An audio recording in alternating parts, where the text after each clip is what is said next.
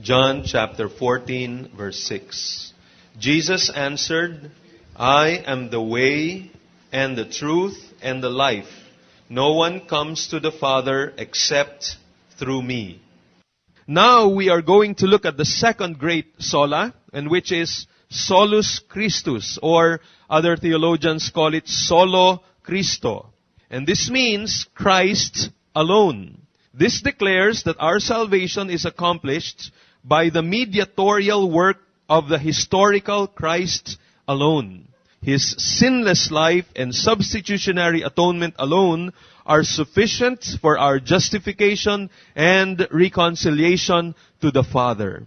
Alam niyo mga kaibigan, maganda masanay tayo sa mga theological terms. Wala na tayong magagawa eh. We have to be a theologically literate community. Kasi you will be hearing terms such as that, reconciliation, justification, sanctification. If we are to continue to be the household of God, the church, the foundation and pillar of the truth, kinakailangan tayo bilang isang Christian community, dapat alam natin itong mga katotohanan ito.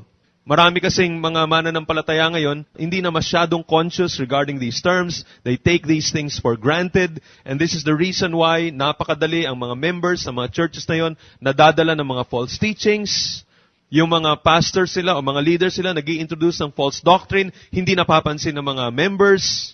Yung mga elders, hindi na po protektahan yung mga tupa mula sa mga false teachers. So it is so important na tayo bilang isang iglesia, manatili tayong sharp, kumbaga, pagdating sa mga bagay na ito ng theology or ng doctrine. At sinasabi ng salita ng Panginoon Diyos na pagdating sa huling mga araw, maraming mga tao who will turn away from the faith. Maraming mga mananampalataya na mandalamig yung kanilang mga puso dahil hindi nila alam kung ano ang sinasabi ng salita ng Panginoon Diyos. Solus Christus at least means three things. One, Christ is the only Savior. Two, His is the only sacrifice. And three, He is the only mediator.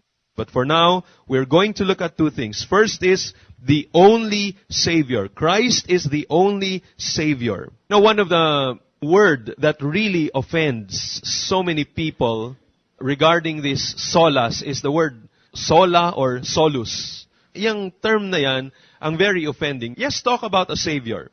Talk about scriptures.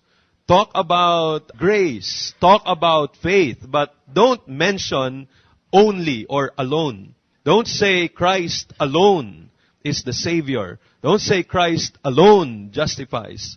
Don't say grace alone. Kailangan may efforts din ng tao. Don't say scriptures alone. It's not sufficient. There are also other things that you need to hold on to in order to be saved, in order to be sanctified. So many people are offended with that term, solus or soli or sola. Now let's look at some of the claims of Christ for Himself.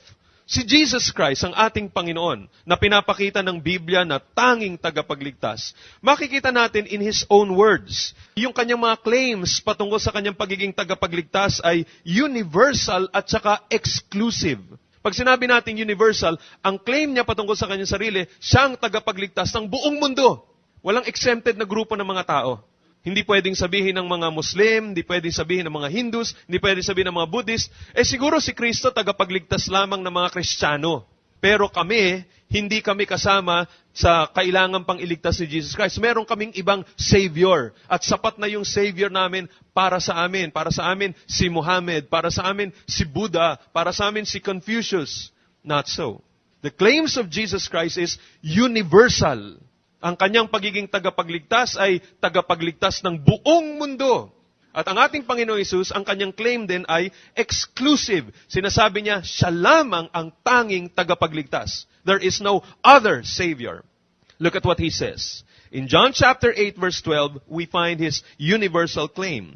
John 8:12, Christ says, when Jesus spoke again to the people, He said, I am the light of the world. He didn't say, I am the light of Israel. Not just Israel.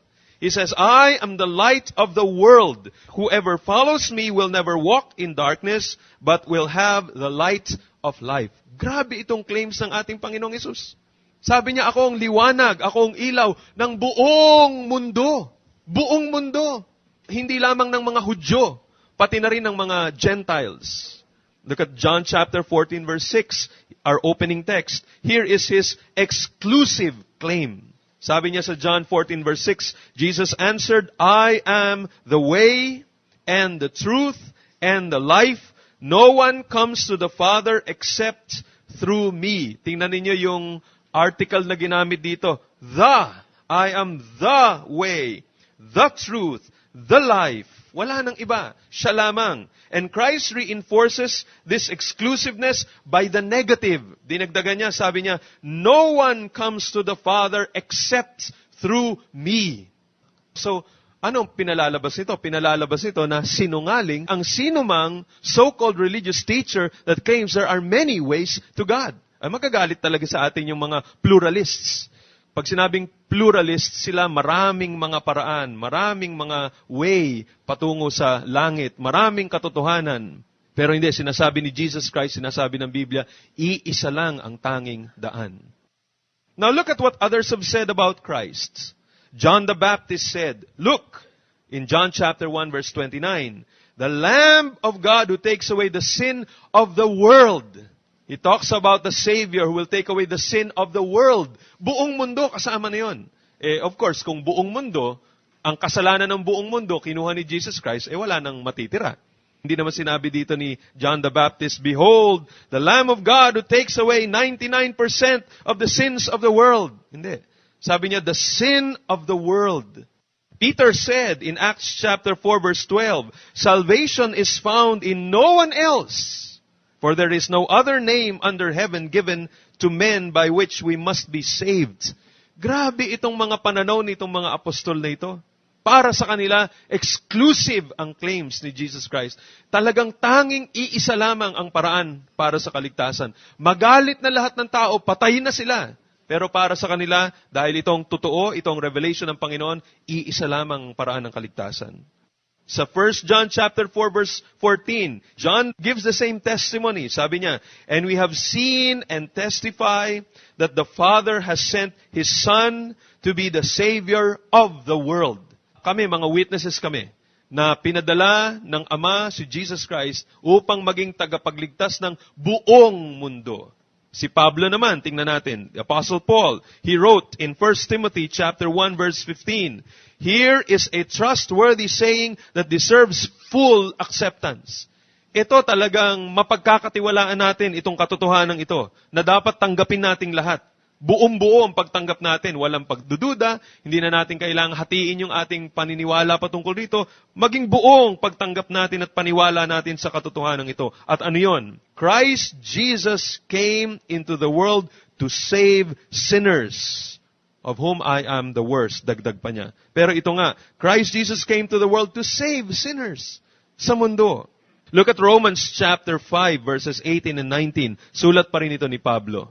Isang napaka-importanting passage, nagpapakita rito na talagang si Kristo lang ang tagapagligtas at wala nang iba. Because look at the parallel. Tingnan niyo kung sino ang pinag-compare dito. Romans 5:18 and 19. Consequently, just as the result of one trespass was condemnation for all men, so also the result of one act of righteousness was justification that brings life for all men. For just as through the disobedience of one man, the many were made sinners, so also through the obedience of the one man, the many will be made righteous. Dalawa lang. Dalawa lang ang nagdala ng either blessing or curse sa mundo. Ultimately, yung ginawa ng dalawang taong ito talagang nakaapekto sa lahat ng mga tao sa buong mundo. Walang nakalusot dito. Dahil sa kasalanan at disobedience ng isang tao, ang kasalanan ay kumalat sa lahat ng tao sa buong mundo, sa buong generations. Wala ni isang taong nakalusot sa consequence ng kasalanan ni Adan. That one sin caused death to spread to all men. It caused all men to become sinners. Lahat ng tao, including the Blessed Mary, the mother of Jesus Christ. Pati siya naging makasalanan dahil doon. So that even Mary says and talks about the Lord as her Savior. Walang nakalusot. But similarly, pinapakita rito, dahil din sa obedience ng isang tao, ang pagpapala ay dumarating sa lahat ng mga tao. Okay, sino yon? Si Jesus Christ. Because of that one man, Adam, sin spread to the whole world. But this also says, because of the obedience of one man, righteousness becomes available to people. Wala nang iba. Now look at 2 Corinthians chapter 5, verses 18 and 19. 2 Corinthians 5, 18 and 19. All this is from God, sabi ni Paul, who reconciled us to Himself through Christ and gave us the ministry of reconciliation, that God was reconciling the world to Himself in Christ, not counting men's sins against them, and He has committed to us the message of reconciliation. And look at verse 19. God was reconciling the world to Himself in Christ. Tingnan niyo yung claims ni Pablo. The whole world is being reconciled to God because of the work of Jesus Christ. Wala nang iba. Wala na kayong makikita sa Biblia na sinasabing, dahil dito sa taong ito, o dagdag pa kay Jesus Christ, kaya tayo ay pwedeng makalapit ngayon sa Diyos. Talagang tama sinabi ng ating Panginoong Hesus, no one can come to the Father except through me. Look at what the heavenly host will say about Him pagdating ng mga huling araw. Pagdating na wala na, nasa langit na tayong lahat. Tingnan niyo sinasabi ng mga heavenly beings. In Revelation chapter 5 verses 6 to 10, ito ang nakalagay. Revelation 5 verses 6 to 10. Then I saw a lamb looking as if it had been slain, standing in the center of the throne, encircled by the 4 living creatures and the elders. He had 7 horns and 7 eyes, which are the 7 spirits of God sent out into all the earth. He came and took the scroll from the right hand of Him who sat on the throne. And when He had taken it, the 4 living creatures and the 24 elders fell before the Lamb. Each one had a harp, and they were holding golden bowls full of incense, which are the prayers of the saints. And they sang a new song. Look at the song. You are worthy to take the scroll and to open its seals, because you were slain, and with your blood you purchased men for God from every tribe and language and people and nation. You have made them to be a kingdom of priests to serve our God, and they will reign on the earth. Wala nang iba. Ang gumawa nito ay ang Panginoong Hesus lamang. He is the one who was slain, and by His blood He purchased men for God from every tribe and language and people and nation, whether Chinese, Japanese, Thai, Indonesian, Filipino, American, Canadian, kahit ano paman ang kanilang lingwahe, ano pang klaseng people sila. Sabi dito, si Jesus Christ ang bumili. He purchased men for God from every tribe. Lahat ng tribo. Ito ay dahil lamang kay Jesus. Kung may mapupunta ng langit, na galing sa kung anumang bansa, ito ay dahil si Jesus Christ, binili niya sila. At ito lamang ding mga binili niya, ni-redeem niya, ang later on will reign on the earth according to the words. Now here is a description of Christ's unique character and amazing influence, which accordingly proves that He is Lord and Savior in the world. This comes from an anonymous article entitled The Incomparable Christ. And it's quoted by Terry Johnson in his book, The Case of Traditional Protestantism. Pakinggan niyo, napakaganda nitong article na to. Sabi niya, more than 1900 years ago, there was a man born contrary to the laws of life. This man lived in poverty and was reared in obscurity. He did not travel extensively. Only once did he cross the boundary of the country in which he lived. That was during his exile in childhood. He possessed neither wealth nor influence. His relatives were inconspicuous and had neither training nor formal education. In infancy, he startled a king. In childhood, he puzzled doctors. In manhood, he ruled the course of nature, walked upon the billows as if pavements, and hushed the sea to sleep. He healed the multitudes without medicine, and made no charge for his service. He never wrote a book. Yet all the libraries of the country could not hold the books that have been written about him. He never wrote a song, and yet he has furnished the theme for more songs than all the songwriters combined. He never founded a college, but all the schools put together cannot boast of having as many students. He never marshaled an army, nor drafted a soldier, nor fired a gun. And yet no leader ever had more volunteers who have, under his orders, made more rebels stack arms and surrender without a shot fired. He never practiced medicine, and yet he has healed more broken hearts than all the doctors far and near. Every seventh day the wheels of commerce cease their turning, and multitudes wend their way to worshiping assemblies to pay homage and respect to him. The names of the past proud statesmen of Greece and Rome have come and gone. The names of the past scientists, philosophers, and theologians have come and gone. But the name of this man abounds more and more. Though time has spread 1900 years between the people of this generation and the scene of his crucifixion, yet he still lives. Herod could not destroy him, and the grave could not hold him. He stands forth upon the highest pinnacle of heavenly glory, proclaimed of God, acknowledged by angels, adored by saints, and feared by devils, as the living, personal Christ, our Lord and Savior. Wonderful words. Yan ang ating Panginoong Hesus. He is the only Savior. Let's look at the second part of our study. The only sacrifice for sin. The only sacrifice for sin. Jesus is the only Savior. How does He save?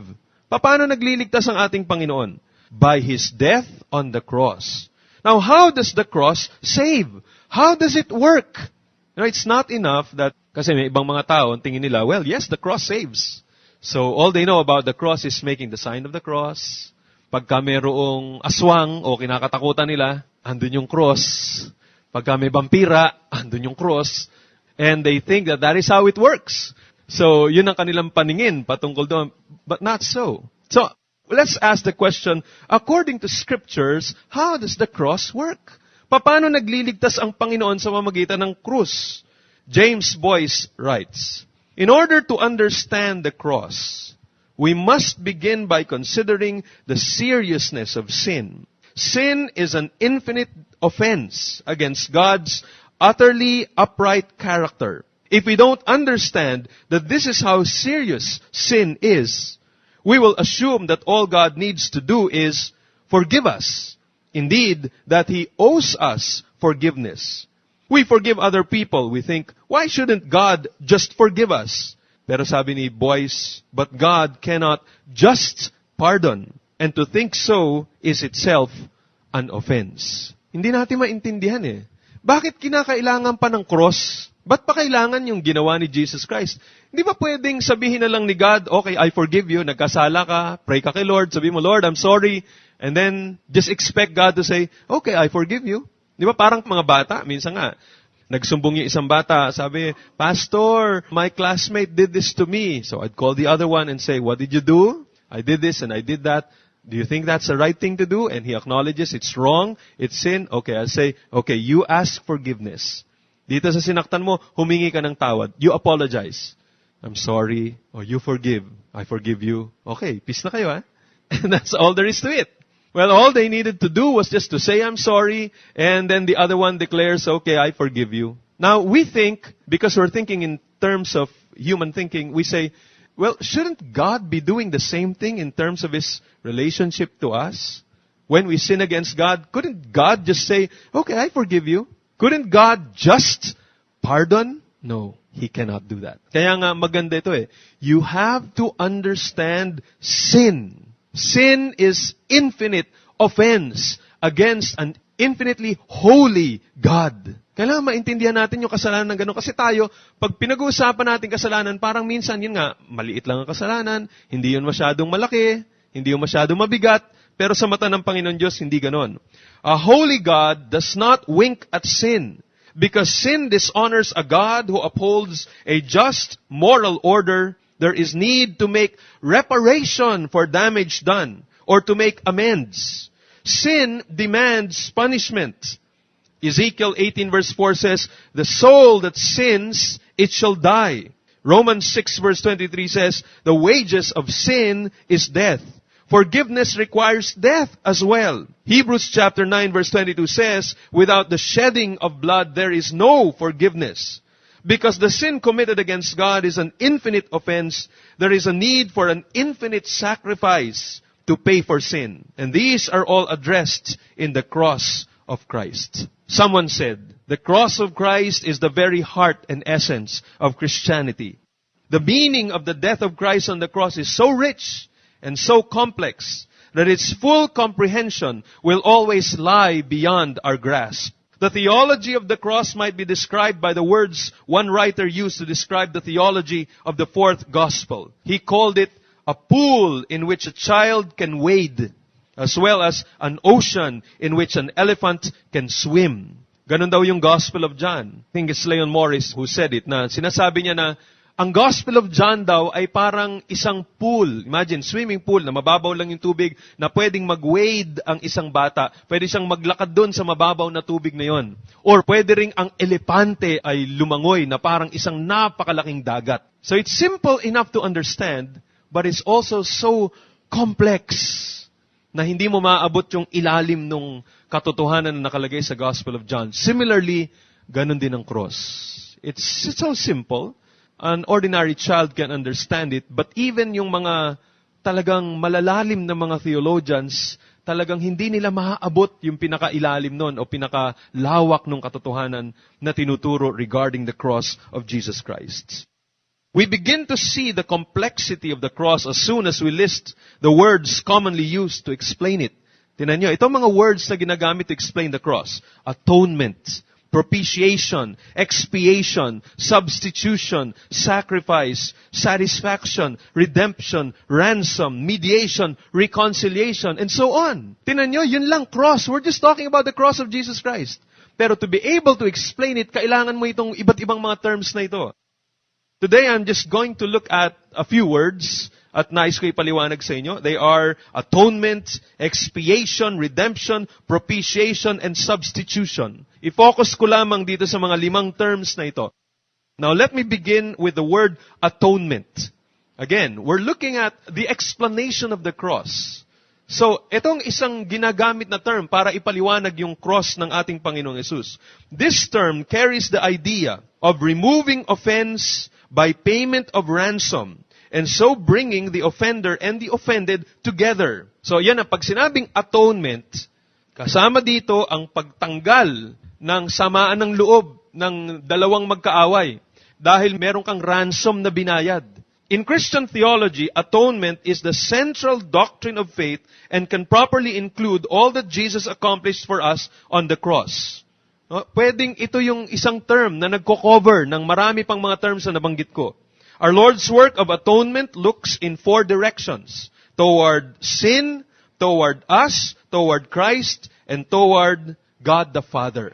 So ito, para maintindihan natin yung atonement, tingnan natin yung 4 na direksyon na pinatutunguhan nito. Una, toward sin. At yung term na ginagamit when we talk of atonement pertaining to sin, we use the word expiation. Expiation. Expiation is what is done to crimes or sins or evil deeds. Jesus provided the means to cancel or cleanse them. So tandaan natin, no? Pag sinabing expiation, expiate, ibig sabihin nun, tinanggal. Ibig sabihin nun, hinugasan. No, parang yun ang connection nun. Expiate. Now, for example, look at John chapter 1 verse 29. Sabi doon, look, sabi ni John the Baptist, the Lamb of God who takes away the sin of the world. Oh yes, the cross means substitution, na si Jesus Christ ang kumuha ng ating lugar. He took our place. He died for our sins. But He also expiated sin. I think magandang illustration dito is from Leviticus chapter 16, verses 7 up to 10, and then look at verses 20 up to 21. Leviticus chapter 16.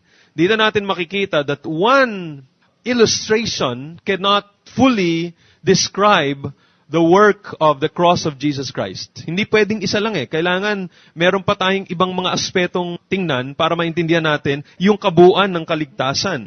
Leviticus chapter 16 verses 7 up to 10. This is during the Day of Atonement.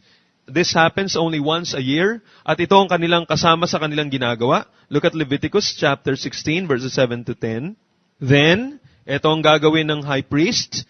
He is to take the 2 goats and present them before the Lord at the entrance of the tent of meeting. He is to cast lots for the 2 goats. 1 lot for the Lord and the other for the scapegoat.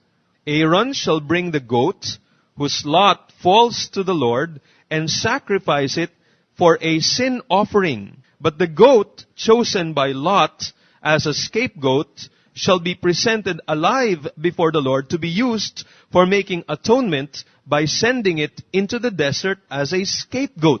So, tingnan ninyo? This is a picture of salvation, or this is a picture of how to deal with sin. It is not enough just to bring 1 goat to explain it. Isn't it enough to talk about the goat as a substitute? So what Aaron the priest would do is, he would lay his hands upon the goat and then confess. Habang hawak niya yung ulo nung kambing na yon, he's going to confess all of the sins of the nation on that goat. So what is happening is, kumbaga, para bagang yung kasalanan ng buong bayan ay nagpupunta dito sa kambing na to. And then, what does he do next? He is going to kill the goat. The goat has become the substitute. Instead of the Israelites who have sinned die for their sin, it's the goat who takes their place. So you might think that's enough. That's exactly what Jesus Christ did. He died as our substitute. But you see, it wasn't enough to explain what salvation does by just looking at that illustration. Kaya, the Lord showed us another aspect of salvation that we need to understand. Instead of just getting 1 goat, He takes another goat. And it is called the scapegoat. And similarly, lay hands then on that goat, on the scapegoat. But what will be done is, that scapegoat will be led into the wilderness until it gets lost. And it is a picture of expiation of sin. What happens is, the sin of the nation is removed away from him or from it. And that is exactly what Jesus Christ did. What the cross of Christ or what the death of Christ accomplished. Jesus Christ did not just take our place, but when He died on the cross, He dealt with sin. He expiated sin. He removed sin away from us. So yan ang isa. When you talk of atonement, it includes that aspect. It looks at sin. It expiates sin. Now look at the next term. The next term is, this is now towards us. Kanina it's towards sin, now it's towards us. What happens to us? What does the cross accomplish in terms of yung relationship natin? Relationship natin sa Panginoon. Well, what happens is, if it's towards us now, it is called redemption. Redemption. If it's towards sin, it's called expiation.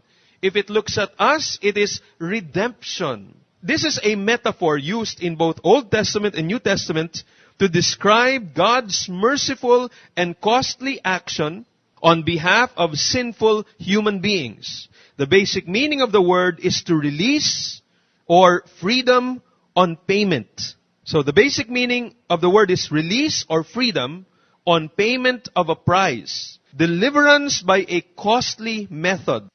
To appreciate the New Testament theme of redemption, the position of human beings as slaves of sin must be assumed. Tayo ay slaves ng kasalanan. They must be set free in order to become the liberated servants of the Lord. You know, I discovered that the word redemption has connection to a Greek word that is called agora. And agora, it means marketplace. Now, in the agora, maraming mga bagay doon na mabibili. May mga baro, may mga kasangkapan, may anumang bagay. But during the time of Paul, kasama sa kanilang merchandise in the agora are human slaves. You could buy them as if they were things. So what you needed to do is, if you wanted to buy a slave, you collected money, of course, and then gave that ransom price for that slave. And that slave is free. He is redeemed. Ito yung term na ginagamit dito, redemption. All of us are slaves to sin. or slaves to sin. So we are in bondage to worldliness, to Satan. Now, what God did is, eto nga, there is a ransom price to buy us from this bondage into sin. So, we're set free. We're redeemed. Yun ang ibig sabihin nitong redemption. And it requires a ransom. Ransom is the price paid for the redemption of a slave. A reparation paid for injury or damages, or a fine laid on a person as a substitute for his own life. In the New Testament, the term signifies the redemptive price offered by Christ on the cross for the redemption of His people. Pero hindi nyo pwedeng masyadong i-extend itong analogy na ito ng redemption to think that God paid the devil to set free His people. Not so. No, may limitation yung analogy na yon. It cannot go beyond just talking about paying the price. Actually, the price that was paid was also for God. Sa Diyos tayo nagkautang eh. So, ang Diyos din ang kumbaga babayaran. But the beauty here is, God is also the one who offered yung ransom payment na yon to set us free. And that ransom payment, of course, is the Lord Jesus Christ. Mark chapter 10 verse 45 says, "For even the Son of Man did not come to be served, but to serve, and to give His life as a ransom for many." 1 Peter chapter 1 verse 18 and 19 says, "For you know that it was not with perishable things such as silver or gold that you were redeemed from the empty way of life handed down to you from your forefathers, but with the precious blood of Christ, a lamb without blemish or defect." Revelation 5 verse 9 and 10 says, "And they sang a new song, 'You are worthy to take the scroll and to open its seals, because you were slain, and with your blood you purchased men for God, from every tribe and language and people and nation.'" So this is the work of the atonement. Pag sinabi nating atonement, it includes, when you look at sin, expiation of sin. When you look at ourselves, when you look at the sinner is redeemed. And now, let's look at the atonement in the aspect of God. Ano naman ang litrato na pinapakita ng atonement in terms of its effects upon God? Now, here is another theological term you need to know. And it's the word propitiation. Propitiation. Propitiation describes what Jesus does to God. Jesus is the subject of this action. Siya ang gumawa nito. He is the one who propitiates. God is the object. He is the one propitiated. By Christ's sacrifice, God's anger is appeased and turned aside. So, tinan niyo, ang redemption, binili mo ang isang tao from the marketplace. Binili ng Panginoong Diyos ang isang tao from the marketplace of sin, paying ransom. At ang ransom na yun, si Jesus Christ. So, redemption yung nangyari, redeeming. Expiation, pagkasalanan, tinanggal mo naman yung kasalanan mula sa tao. Pag sinabi mo naman propitiation, ang pinag-uusapan natin, ang Diyos. Galit ang Diyos sa kasalanan. God is angry towards sin. And this is what Christ did. Jesus Christ propitiated God. Si Jesus Christ, by His sacrifice, He appeased the anger of God. Ang theological term na ginagamit doon to appease the anger of God is propitiation. So, isang aspeto na naman yon. Kailangan natin maintindihan. The word propitiation means atoning sacrifice or sacrifice which appeases the wrath of God for sins and obtains favor. Kaya nga, this is very clear in the NIV translation. Although the King James Version and the New American Standard Bible uses the term propitiation, but the NIV uses a different term that very well explains what propitiation means. Look at these examples. Romans 3 verse 25 says, "God presented Him as a sacrifice of atonement." NASB and the King James Version uses propitiation here.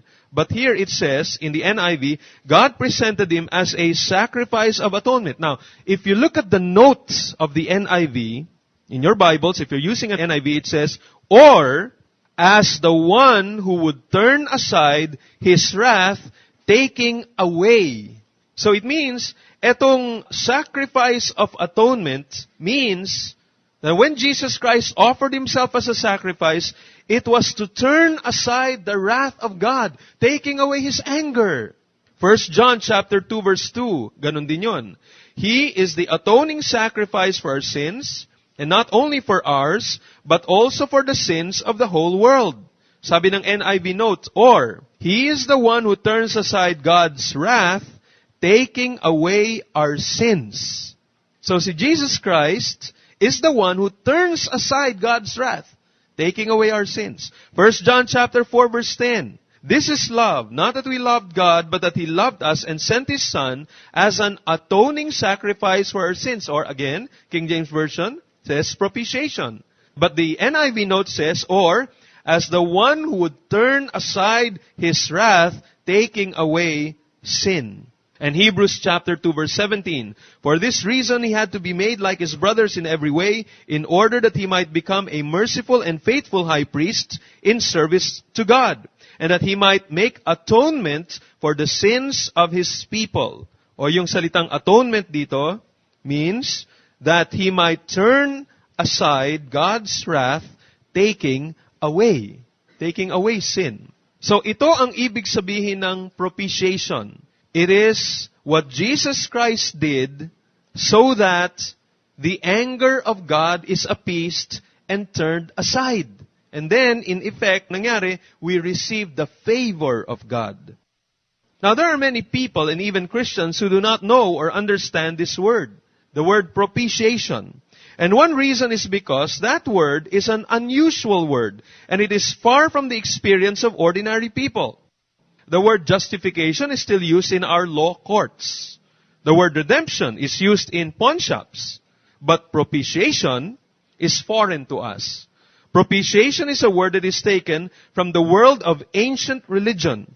It signifies what the worshipper does when he or she presents a sacrifice to a god. It is an atoning sacrifice, an act by which the wrath of the offended deity is appeased or turned aside. So, yun ang ibig sabihin ng propitiation. Dahil hindi natin madalas ginagamit, hindi natin naiintindihan. Although maraming Pilipino, siguro sabihin, naiintindihan ko pa rin yan. No, kasi mayroong mga pamahiin yung ibang mga Pilipino na pagka may ginawa silang isang bagay, meron silang gagawin to propitiate. Halimbawa, this is folk mentality. May ibang Pilipino, pag nakakita ng isang mound ng termite hill, ang tawag nila doon, nuno sa punso. Pagka naglakad sila, nasipa nila yung nuno sa punso. O kaya tinuro nila, huy, nako, tinuro mo yung nuno sa punso. Lagot ka niyan. Mapuputol yung daliri mo, mamamatay ka niyan, magkakasakit ka niyan. So ano gagawin nila? They will offer an atoning sacrifice. They will make propitiation, yung mga Pilipino. Siguro, mag-o-offer sila ng kung anong pagkain para dun sa nuno sa punso, sa duwende na nakatira dun sa punso. Yun ang ginagawa ng iba. So, more or less, mga Pilipino naiintindihan ng konti itong propitiation. But that's the idea when you talk of propitiation. Pero here is the difference.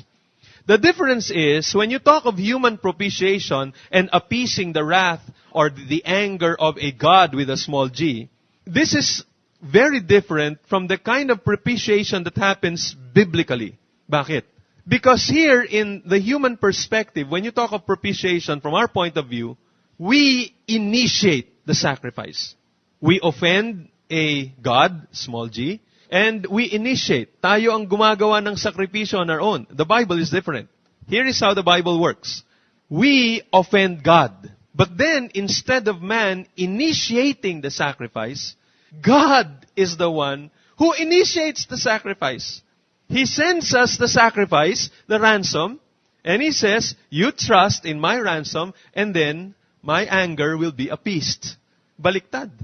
Tayo na nagkasala sa Diyos, siya pa ang nagbigay ng paraan para matanggal yung galit niya. Yun ang pagkakaiba ng propitiation ng Biblia at propitiation lamang ng mga tao. In the Bible, it is never we who take the initiative or make the sacrifice. It is God Himself who, out of His great love for sinners, provides the way by which His wrath against sin may be averted. Moreover, He is Himself that way in Jesus. God Himself placates His own wrath against sin so that His love may go out to save sinners. The sacrifices in the Old Testament did not make God gracious. They were provided by a gracious God in order that He might act graciously towards His sinful people.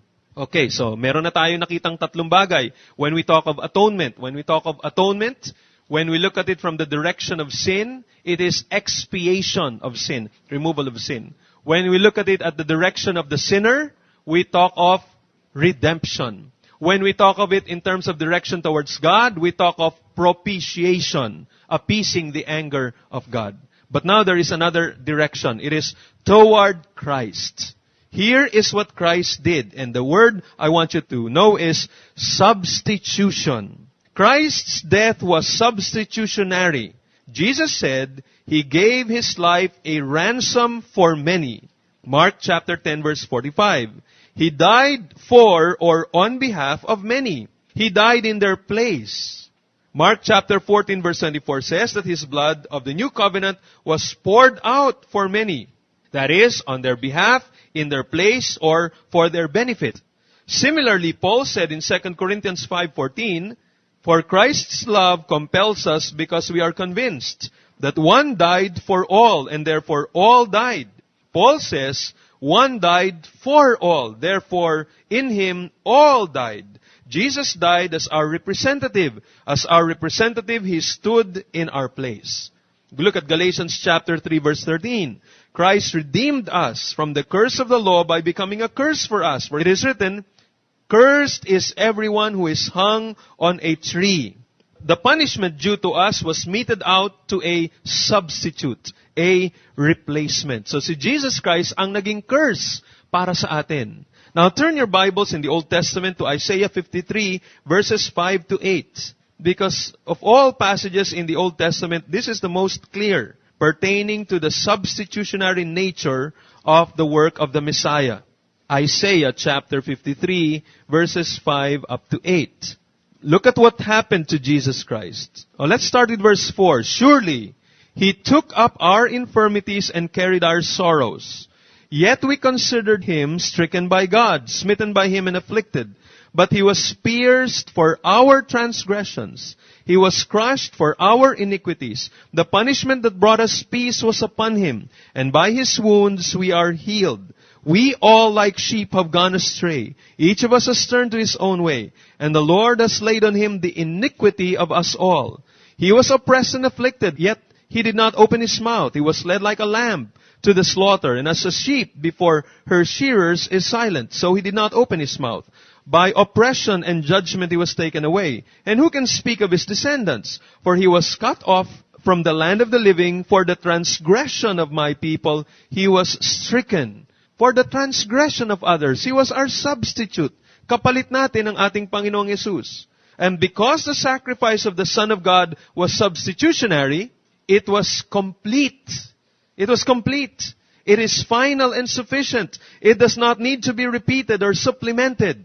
John chapter 19 verse 30 says, when He had received the drink, Jesus said, "It is finished." And with that, He bowed His head and gave up His spirit. Wala na kailangan pang dagdag na substitute o dagdag na sacrifice sa ginawa ni Jesus Christ. Kumpleto na yon. The writer to the Hebrews said in Hebrews 7:26 and 27, "Such a high priest meets our need, one who is holy, blameless, pure, set apart from sinners, exalted above the heavens." Unlike the other high priests, he does not need to offer sacrifices day after day, first for his own sins and then for the sins of the people. He sacrificed for the sins once for all when he offered himself. Hebrews 10 verse 12 says, "But when this priest had offered for all time one sacrifice for sins, he sat down at the right hand of God." Let me read to you James Montgomery Boyce as he defines solus Christus. He defines it in this way. He says, "Solus Christus means that Jesus has done the necessary work of salvation utterly and completely, so that no merit on the part of man, no merit of the saints, no work of ours performed either here or later in purgatory can add to His completed work.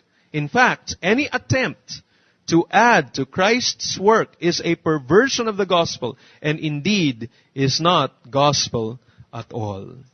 talagang kakaiba tong ginawa ng ating Panginoong Hesus. Yung ginawa niya na atonement para sa atin, completely removes our sin.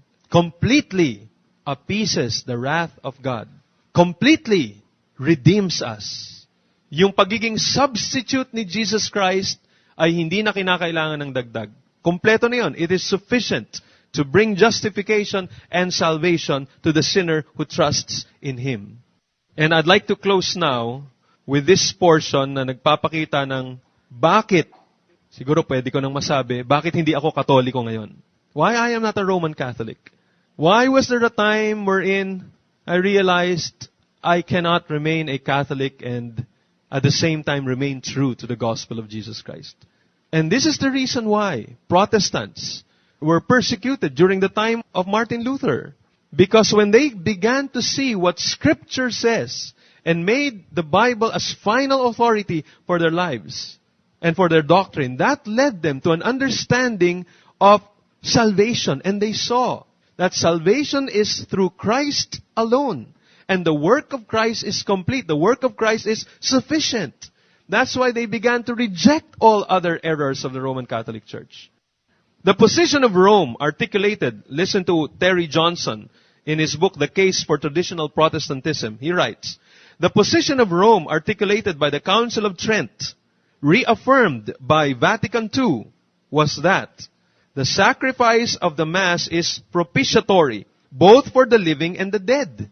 Ang misa, propitiatory. Naalala niyo yung propitiation? It appeases the anger of God towards mga buhay at pati yung mga patay na. Ito ay para sa, hindi lang sa mga buhay ngayon, para na rin sa mga namatay. May effect pa yung misa para sa kanila. And even that the Lord is appeased by oblation thereof. The Council of Trent also anathemizes the following.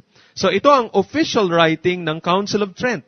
Canon 1, if anyone saith that in the Mass a true and proper sacrifice is not offered to God, or that to be offered is nothing else but that Christ has given us to eat, let him be anathema. Ano sinasabi rito?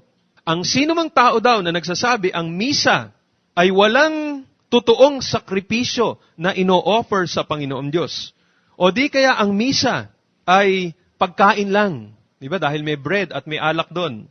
Let him be anathema. Sumpain siya. Yan ang official position ng Roman Catholic Church. Canon number 3.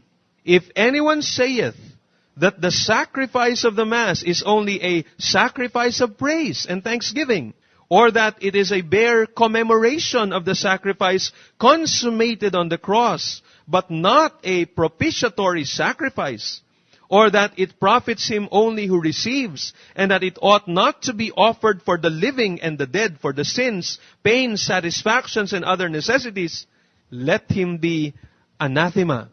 So, ang tao daw na nagsasabi, ay, ang misa, ano lang yan? Pasasalamat at papuri lang yan sa Panginoon. Ay, ang misa, kino-commemorate lang yan. Parang inuulit lang yan, commemoration lang yan, nung pagkamatay ni Jesus Christ, yung once and for all sacrifice na ginawa ni Jesus Christ on the cross.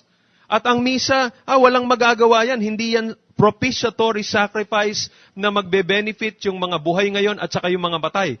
Pagka ganun daw ang sinasabi mo, sabi ng Roman Catholic Church, let him be anathema. Kaya nga ang tawag sa misa, the holy sacrifice of the Mass.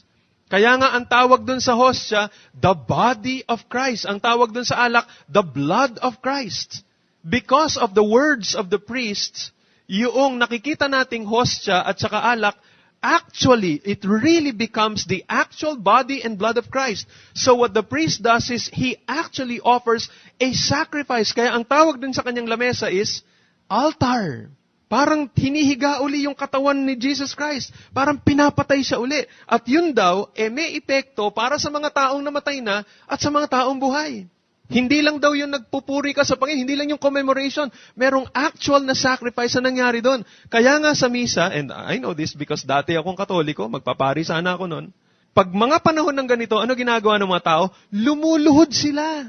Yung panahon na yun na tinataas kasi yun yung time na merong sakripisyong nangyayari doon. And para sa mga reformers at sa tinuturo ng Biblia, that cannot be. Because the sacrifice of Jesus Christ on the cross is sufficient. It is complete. There is no need to repeat it. Hindi kinakailangan ulitin yun.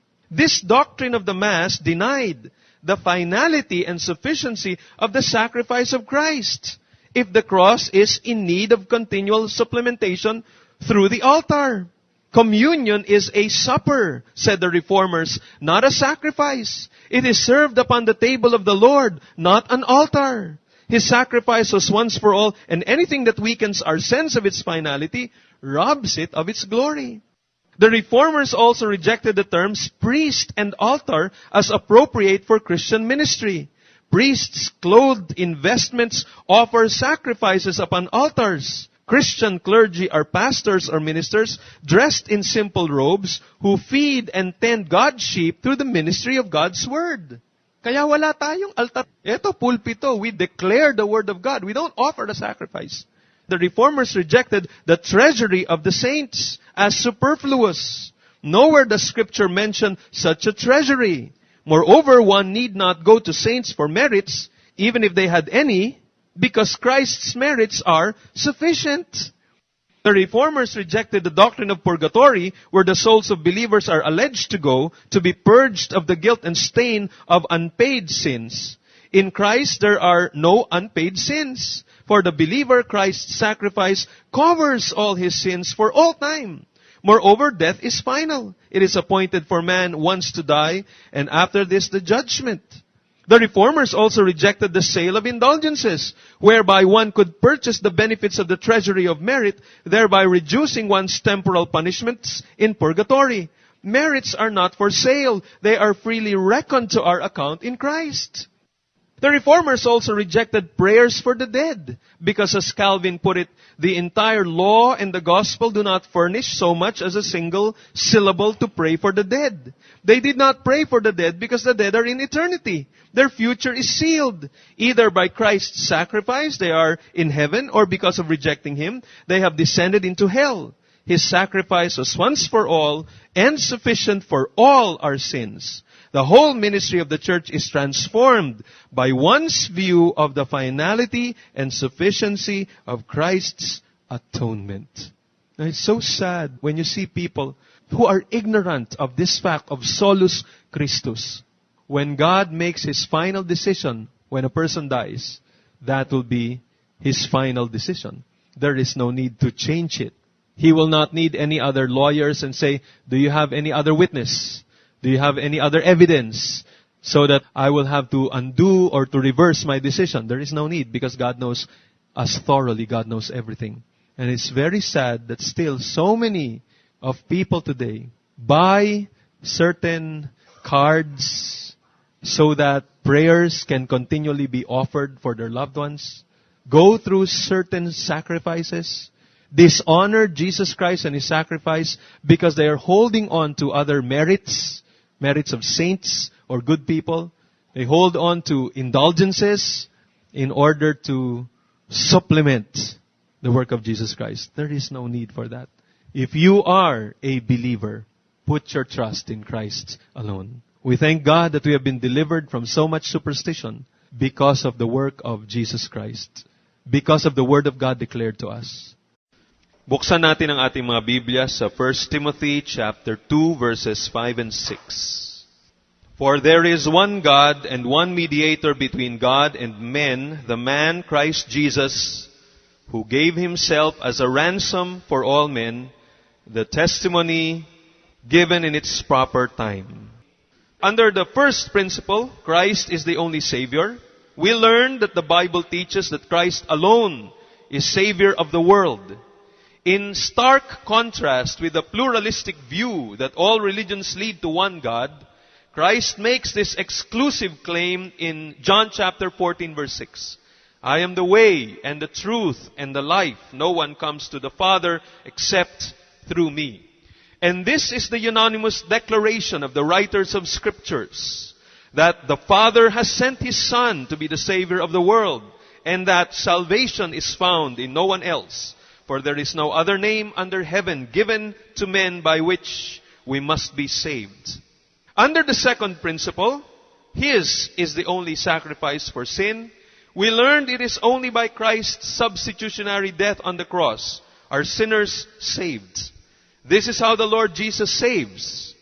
Because the sin committed against God is an infinite offense, there is a need for an infinite sacrifice to pay for sin.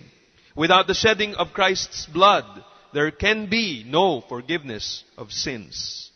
Christ's death was substitutionary. He gave His life as a ransom for many. He died in the place of sinners. Because of the death of this perfect Lamb of God, our sins have been taken away, expiated, that is, cancelled and cleansed. Because Christ gave His life as a ransom for many, He purchased sinners for God with His precious blood, so that they are redeemed and set free from the marketplace of sin. Because of Christ's perfect sacrifice, God is propitiated. His anger is appeased and turned aside. And this sacrifice of the Son of God was complete, final, and sufficient. It does not need to be repeated or supplemented. Sabi nga ng Hebrews chapter 10 verse 12, but when this priest had offered for all time one sacrifice for sins, He sat down at the right hand of God. And again, let me repeat what one Bible teacher said. Jesus has done the necessary work of salvation utterly and completely, so that no merit on the part of man, no merit on the saints, no work of ours performed either here or later in purgatory can add to His completed work. And so, there are the first two principles of Solus Christus. First, Christ is the only Savior, and second, His is the only sacrifice. The third principle, Christ is the only mediator. We have seen that Christ is the only Savior and His is the only sacrifice. Now we need to know, how do we receive the benefits of what Christ did on the cross? Okay na, maliwanag na yun. Namatay si Kristo. Siya lamang ang ating tagapagligtas. Yung sakripisyo niya para sa atin, talagang hindi na kailangan dagdagan. Pero ang tanong, paano natin matatanggap yung benefits nung pagkamatay niya dun sa krus? Now, sa oras na ito, ay nais kong i-share sa inyo ang sagot ng Roman Catholic Church patungkol sa tanong na yon. Itong i-share ko sa inyo, ito ay mga quotations na nakolekta ko mula sa mga Roman Catholic writings. Ang iba rito ay talagang official na tayo ng Roman Catholic Church. Napakinggan ninyo ang katuruan. Una, ito ay quotation galing kay tinatawag nilang Saint Bernardine of Siena mula sa kanyang Sermon on Nativity of the Blessed Virgin Mary. Ito ang nakalagay doon. Every grace that is communicated to this world has threefold course. For by excellent order it is dispensed from God to Christ, from Christ to the Virgin, from the Virgin to us. Lahat daw ng grasya ay mula sa Panginoon at ito'y binigay kay Kristo at ito'y binibigay sa atin through Mary. Sabi ni Pope Leo XIII sa kanyang encyclical on the Rosary, Octubrimense of 1891, ito ang nakalagay doon. It is right to say that nothing at all of that very great treasury of all grace which the Lord brought us, for grace and truth came through Jesus Christ, nothing is imparted to us except through Mary, since God so wills, so that just as no one can come to the Father except through the Son, so in general, no one can come to Christ except through His mother. Sabi ni Pope Benedict XV, ito ang kanyang declaration, all gifts which the author of all good has deigned to communicate to the unhappy posterity of Adam are, according to the loving resolve of His divine providence, dispensed by the hands of the most holy Virgin. Lahat daw ng mabubuting bagay na galing sa kamay ng Panginoon Diyos, ito ay dinidistribute sa mga tao sa pamagitan ng mga kamay ng Most Holy Virgin, Mary.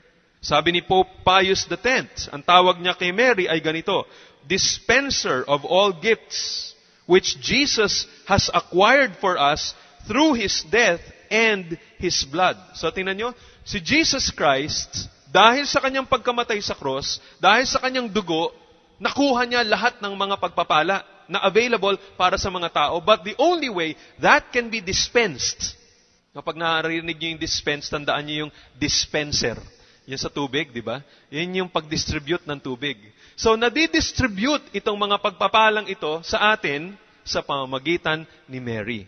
She is the dispenser of all gifts. Ngayon, ito ang isang pinaka-importante.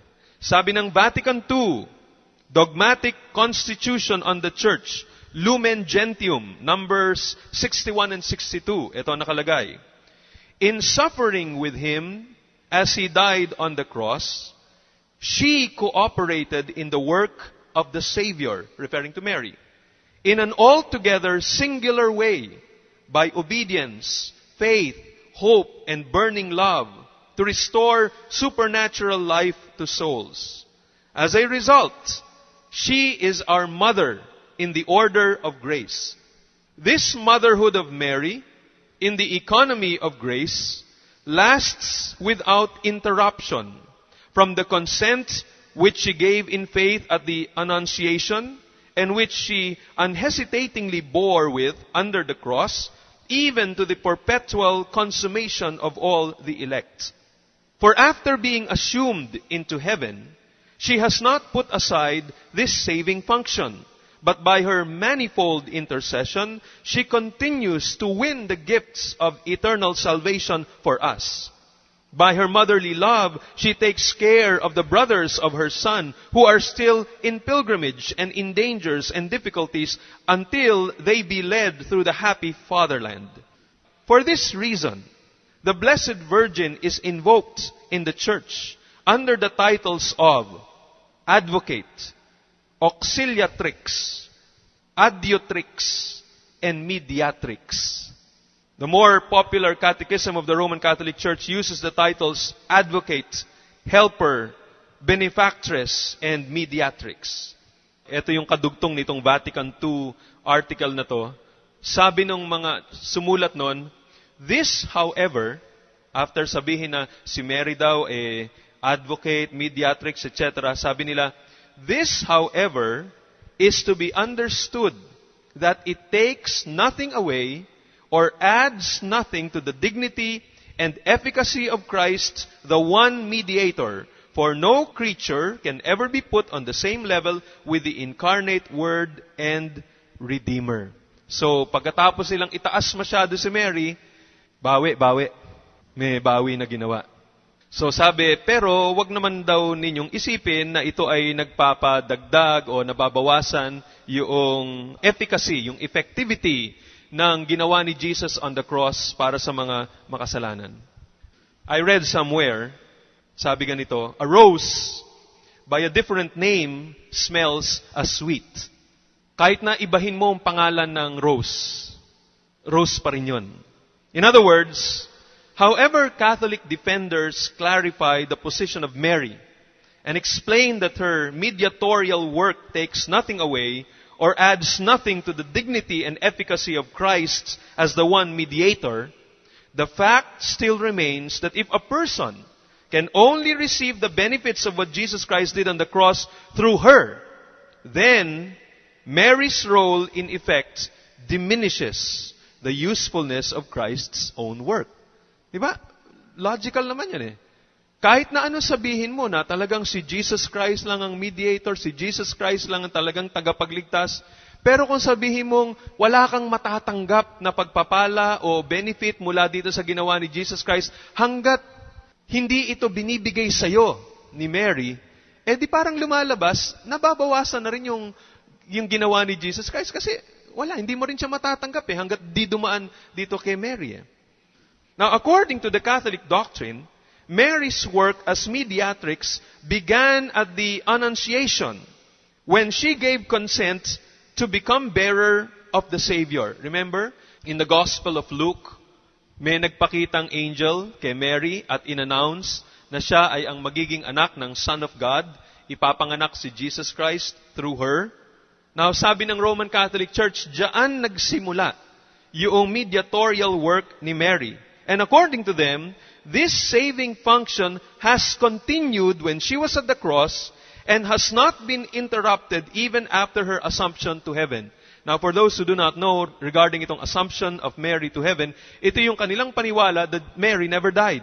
Kanilang paniwala that body and soul, Mary was transported to heaven.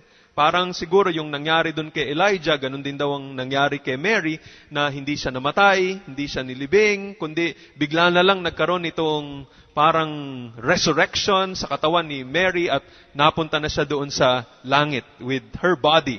So ito yung tinatawag nilang assumption of Mary. So ang kanilang paniwala, the mediatorial work of Mary began during the Annunciation and it continued and continues even now.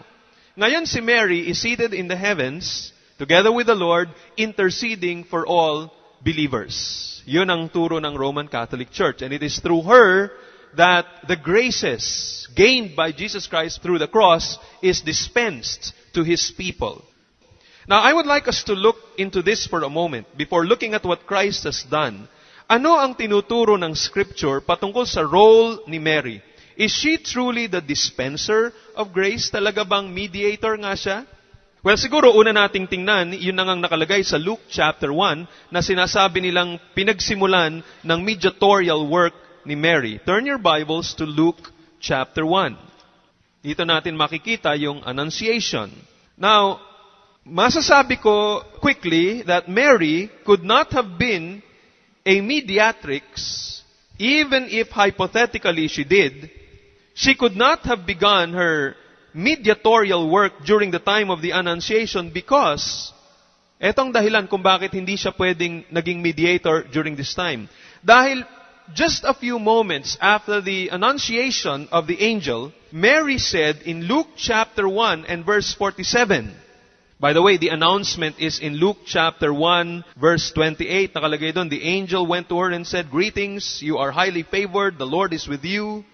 Tapos sabi ng angel patuloy, verse 30, "Mary, you have found favor with God, you will be with child and give birth to a son, and you are to give him the name Jesus."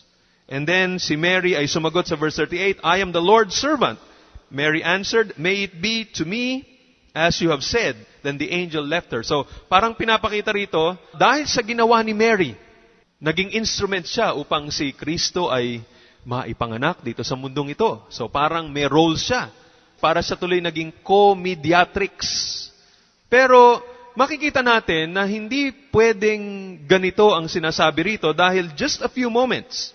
Pagdating sa verse 46 and 47, and Mary said, sabi dito, "My soul glorifies the Lord, and my spirit rejoices in God, my Savior."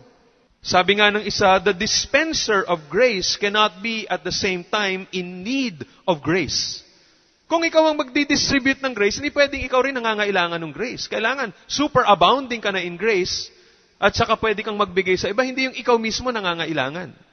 Ito yung lumalabas dito. Si Blessed Mary ay nangangailangan din ng kaligtasan mula sa Panginoon na pinapakita, she too is a sinner like the rest of us.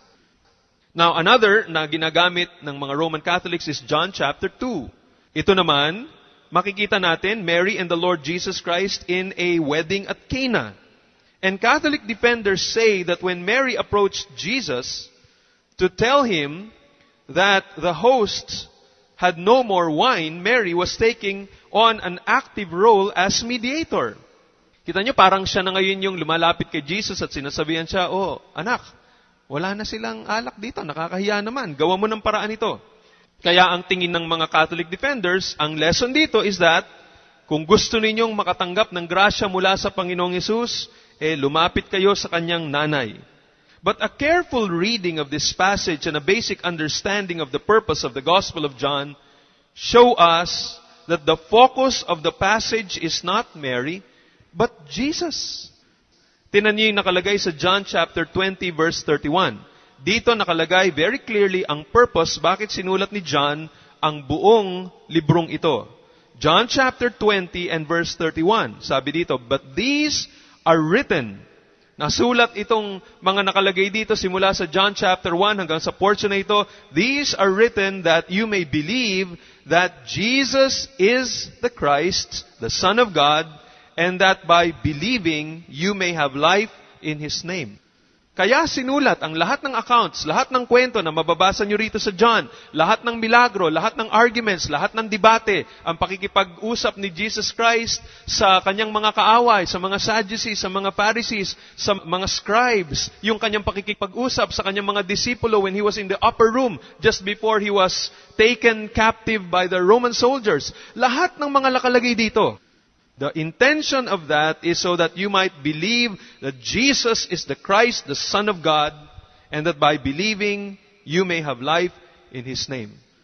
Kaya ako sinabi, in the beginning was the Word, and the Word was with God, and the Word was God, and the Word became flesh and dwelt among us. Tapos tumira siya, ganito ang kanyang buhay, gumawa siya ng mga milagro, tapos isang araw namatay siya, and then nabuhay muli.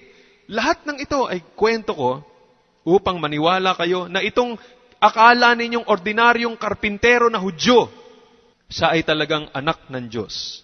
At kung kayo'y mananampalataya sa Kanya, kayo'y makakatanggap ng buhay na walang hanggan. So, kahit na ano ang mabasa nyo dito sa Gospel of John, may makita kayo about John the Baptist, may makita kayo tungkol kay Peter, may mabasa kayo tungkol sa mga apostles, may mabasa kayo tungkol kay Mary, hindi sila ang importanteng characters dito. Ang importante ay si Jesus Christ. Hindi sila sinama dito ni John upang ang focus natin ay kay Peter, o ang focus natin ay kay John the Baptist, o ang focus natin ay kung sino paman. Ang intensyon nito ay upang wag mawala ang pananaw natin kay Jesus Christ. Maniwala tayo sa Kanya at makatanggap tayo ng buhay na walang hanggan. Kaya nga, kung babalikan natin ang John chapter 2 and look at verse 11, makikita natin dito kung anong intensyon, ba't sinulat ito ni John, at anong naging resulta nitong ginawa ni Jesus sa mga disipulo niya. Tingnan niyo John chapter 2 and verse 11. Nakalagay dito ay, "This is the first of His miraculous signs Jesus performed at Cana in Galilee. He thus revealed His glory." So yun ang intensyon. Kaya sinulat itong unang milagrong ito na ginawa ni Jesus Christ sa wedding at Cana ay upang maipakita ang kalwalhatian ni Jesus Christ. And then, ikalawa, sabi dito, at itong naging effect, and His disciples put their faith in Him. Now, don't forget yung connection ito sa John chapter 20, verse 31. The intention of the author is really to strengthen our faith in Christ. What is sad is, there are many people today throughout the world who read this same passage, and instead na lumakas ang pananampalataya kay Kristo, na ibang litrato. Parang ang ending nito, and thus, Mary revealed her glory and His disciples put their faith in her. Yan ang nangyari. Imbis na manampalataya kay Kristo, parang nakita nila, wow, ang galing pala ni Mary. Ang lakas niya pala kay Jesus Christ. Manampalataya tayo sa Kanya. That is never the intention of chapter 2. Not the intention of the Gospel of John. The intention is for Christ to be glorified and to be magnified. For us to put our trust in Christ, because that's the only way we can receive eternal life. Not by trusting in Mary, but trusting in Christ. Now look at another one na ginagamit ng mga Roman Catholics. John chapter 19 verses 25 up to 27. John 19:25 up to 27. Ito muli ang ginagamit ng mga Catholic defenders to support Mary's role as mediator. Anong mababasa natin dito? Sabi rito, near the cross of Jesus stood His mother. At meron pang mga iba. Verse 26. When Jesus saw His mother there, and the disciple whom He loved standing nearby, He said to His mother, "Dear woman, here is your son." And to the disciple, "Here is your mother." From that time on, the disciple took her into his home.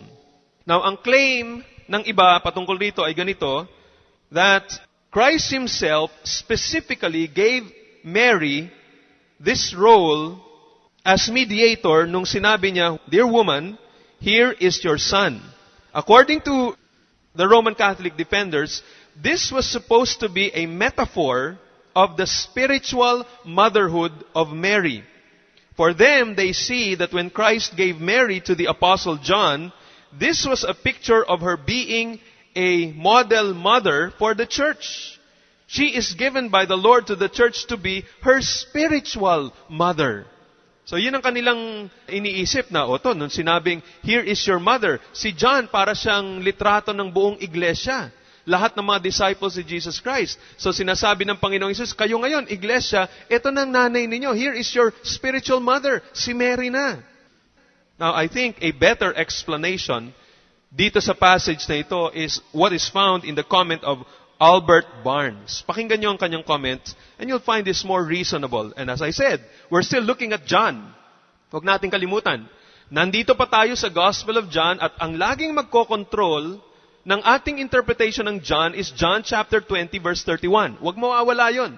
Na ang dahilan kung bakit nandito itong mga kwentong ito ay hindi upang tumingin tayo sa ibang tao, kundi kay Jesus lang at maintindihan natin na itong Jesus na ito na akala natin ordinaryong tao at karpintero lang, siya ay ang Kristo, siya ang Mesaya, siya ang anak ng Diyos. At kailangan tayo sa Kanya manampalataya. Kaya ito ang paliwanag ni Albert Barnes. Sabi niya, behold thy son. Ito daw ang sinabi nga ni Jesus. This refers to John, not to Jesus himself. Behold, my beloved disciple shall be to you a son and provide for you and discharge toward you the duties of an affectionate child. Dagdag niya, Mary was poor. It would even seem that now she had no home. Jesus, in his dying moments, filled with tender regard for his mother, secured for her an adopted son, obtained for her a home, and consoled her grief by the prospect of attention from him who was the most beloved of all the apostles. What an example of filial attention! What a model to all children, and how lovely appears the dying Savior, thus remembering his afflicted mother and making her welfare one of his last cares on the cross, and even when making atonement for the sins of the world. Christ here is our perfect example of the fifth commandment. Honor thy father and thy mother. Jesus Christ as a human being is showing His deep respect and love for her mother. And what is wonderful here in this passage is that kahit na ito na ang Panginoong Hesus, hirap na siya, hindi siya selfish, hindi niya iniisip ang kanya sarili lang, hindi niya sinasabing napaka-importante na itong aking trabaho, wala na akong pakialam kung ano mangyari sa inyo because I am now carrying the weight, the sin of the whole world. Dala-dala ko ngayon dito sa kalbaryong ito ang kasalanan ng buong mundo. Kaya wala na akong pakialam sa inyo. Importante lang ang inyong kaligtasan. Hindi. Kahit na ito na hirap si Jesus Christ, He was still concerned of other people. Unlike so many people today, pagka sila'y nagkasakit, pag malaking problema na, pag matanda na sila, pag mamamatay na sila, ang tanging iniisip na lang nila is kanila sarili. Iniisip na, nasa na ba yung gamot ko? Nasa na ba yung ganito? Nasa na yung katulong? Nasa na yung bata? Nasa na yung ganito? Wala na nagsisilbi sa akin. Mamamatay na nga lang ako. Pinababayaan niyo pa ako dito. So, nagiging mainitin na kanyang ulo, irritable na, kasi gusto niya lahat ng tao siya ang pansinin. Pero ang ating Panginoong Jesus, hirap na siya doon. Iniisip pa niya ibang tao, the selflessness of our Lord Jesus Christ. And in addition to that, dala-dala niyang kasalanan ng buong mundo, He is making atonement for the sin of the world, and yet, He is still looking at the physical concerns and needs of His relations. Ang kanyang nanay. Maybe at this time, siguro, yung kanyang mga kapatid ng ating Panginoong Hesus, hindi nila inaasikaso ang kanilang nanay. Kaya ngayon, sabi niya, asan na yung mga kapatid ko? Wala na. Siguro sabi niya, John, andito ka naman, my beloved disciple, ikaw na lang mag-alaga sa aking nanay. Kaya yun sinasabi niya rito, here is your mother. Huwag kang mag-alala, Mary. Merong mag-aasikaso sa iyo sa iyong katandaan because Joseph most probably is no longer alive many years before. Wala na si Joseph. Hindi na natin siya mababasa in many of the accounts na merong pag-uusap si Mary, nandun yung kanyang mga kapatid. But Joseph is nowhere to be found. So perhaps, maagang namatay si Joseph. And wala nang mag-aalaga dito kay Mary. Kaya sabi niya kay John, John, here is your mother. Dali mo sa bahay niyo. Alagaan mo siya. And so here, it does not tell us, tingnan mo, ibang klase talaga itong si Mary. Hindi, baliktad. Imbis na makita mo si Mary, lalo ka na namang matutuwa kay Jesus. Sabi mo, Lord, grabe ka talagang umibig. Ibang klase talaga ang pag-ibig mo. Kahit dito sa ganitong klaseng mga sitwasyon at mga bagay, binubuhos mo pa rin, pinapakita mo pa rin ang selflessness mo. That's what we learn here. Again, this is in line with John 20, verse 31. Now look at another one, Acts chapter 1 verse 14. Ito na yata yung huling panahon na mababasa natin itong pangalan ni Mary, itong Acts chapter 1 and verse 14 dito sa mga narratives. Acts chapter 1 and verse 14. Here in this story, we find Mary in the upper room with a group of disciples numbering about 120. Nakalagay sa Acts chapter 1 verse 15. Now dito sa Acts 1:14, ito ang nakalagay. They all joined together constantly in prayer along with the women and Mary, the mother of Jesus, and with his brothers. So dito mapapansin niyo na si Mary, kasama niya yung more or less 120 disciples in the upper room, praying, worshiping, dahil ito yung panahon nga na sinabi ni Jesus na after He ascended to heaven, sabi niya, you wait here in this place, and then I will send you the Spirit. So kasama siya dun sa 120 na naghihintay dito sa pangako ng ating Panginoong Jesus. Now, please remember again, itong konteksto ng aking sinasabi. According to the Roman Catholic Church, the mediatorial work of Jesus Christ began at the Annunciation and continued on throughout her life hanggang sa kanyang Assumption. Patuloy yun, hindi naputol yun. And even up to now, Mary is still taking her place to intercede for believers. So walang putol yun.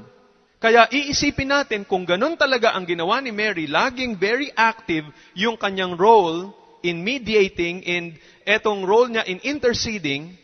So we would expect, wherever she is, nandun siya. So kung tama yung sinasabi ng Roman Catholic Church, so isipin mo na, kaya nga ganun ang ginawa niya dun sa wedding at Cana. Siya yung nag-intercede. Kaya nga ito yung sinabi ni Jesus Christ on the cross.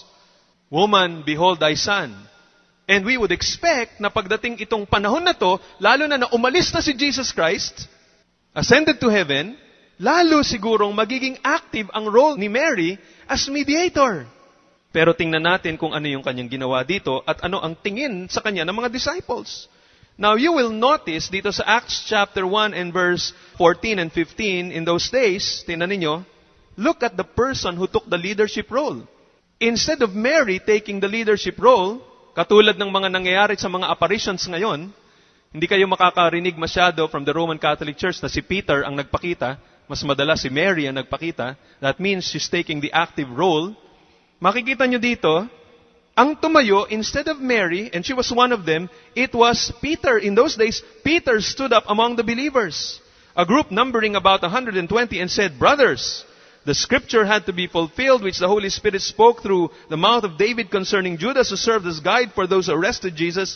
He was the one of our number and shared in this ministry. Tapos pinaliwanag niya kung ano sinasabi ng Psalms na kailangan another take his place of leadership. Therefore, verse 21, it is necessary to choose one of the men who have been with us the whole time the Lord Jesus went in and out among us, beginning from John's baptism to the time when Jesus was taken up from us. So, tingnan niyo yung ginawa, verse 23. So they proposed two men, Joseph called Barsabas, also known as Justus, and Matthias. Then, they prayed. Now, kung nandito si Mary sa ating kalagitnaan ngayon at wala na si Jesus Christ, according to the Roman Catholic teaching, what would be the most probable thing that they would have done kung tayo mga Catholics? We would have prayed to Mary. We would have asked her intercession. If all graces are dispensed by Mary, then you could not go straight to Jesus Christ. You go through Mary to Jesus. But what do we find here? Here is what the first Pope did. In the leadership of the so-called first Pope, according to the Roman Catholic Church, they prayed, Lord, dumiretso sa Panginoon.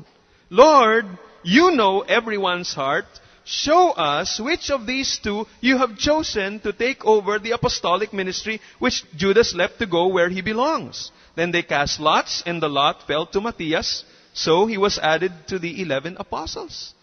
You know, this is an insult to Mary if the position of the Roman Catholic Church is true. Hindi man lang nila pinansin si Mary. Hindi man lang nila tinanong, hindi man lang nila kinausap, hindi man lang nila sinabing, Mary, paki-pray naman dun sa anak mo na nasa langit. Malakas ka naman dun eh. Dahil di ba, anak mo siya. Tulungan naman kami dito sa predicament na to. Hindi namin alam kung sino pipiliin eh. At saka, yung wisdom mula sa Panginoon will only come to us through your gracious hand. Because you're the dispenser of all of the graces collected by Jesus Christ. Ikaw ang may kapangyarihang mag-distribute nito. Hindi kami pwedeng dumiretso sa Kanya. So, tulungan mo kami. But they never did this. Dumiretso sila. Now, also take note, yung sermon, na unang sermon ni Peter. Look at Acts chapter 2. At makikita natin dito sa Acts chapter 2, when the Holy Spirit came upon them, nag-preach si Peter. And what happened was, pagdating ng preaching na ni Peter, sabi niya sa Acts chapter 2 and verse 33, kasama sa kanyang preaching, sabi niya, exalted to the right hand of God, He has received from the Father, si Jesus Christ, nire-refer niya, He has received from the Father the promised Holy Spirit and has poured out what you now see and hear. Ang sinasabi niya rito is, kasi yun ang tanong bakit nangyayari ito? Ano tong nangyayari sa aming kalagitnaan na yung Holy Spirit dumating sa 120 at ngayon, these people are speaking in tongues, merong tongues of fire on top of their heads. What is happening?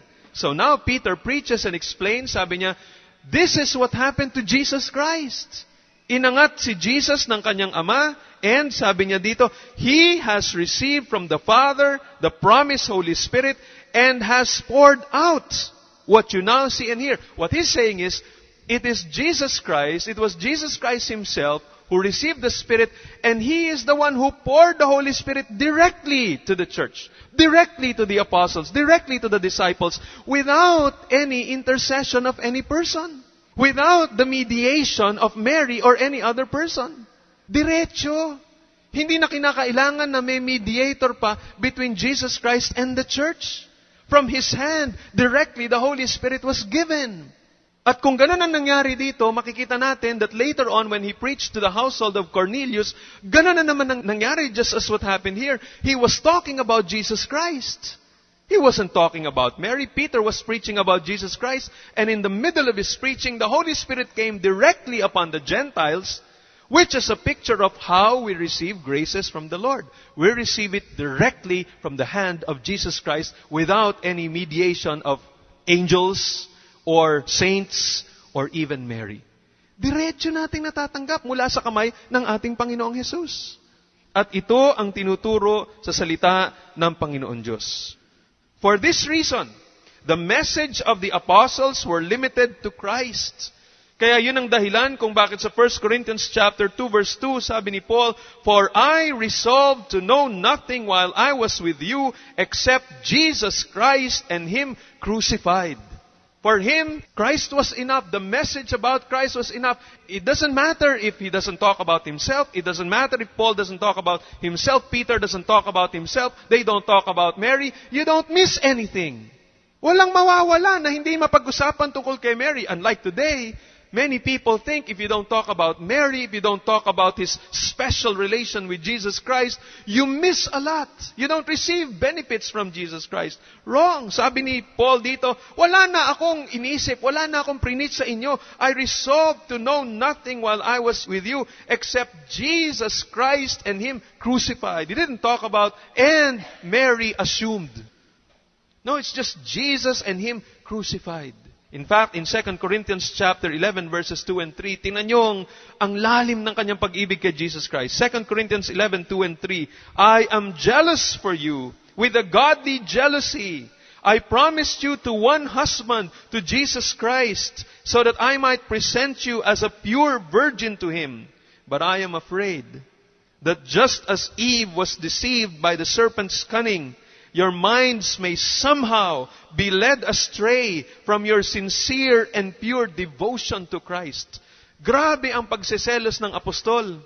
Nung nakita niya na yung mga Corinthians parang lumilihis na, nawawala na yung kanilang simple and pure devotion to Jesus Christ. Meron pa silang ibang iniisip. Mas nabibilib pa sila sa iba pang mga messengers ng ating Panginoon. Sabi niya, nako, delikado ito nangyari sa inyo. Ang nangyari sa inyo ay parang yung ginawa ng dyablo.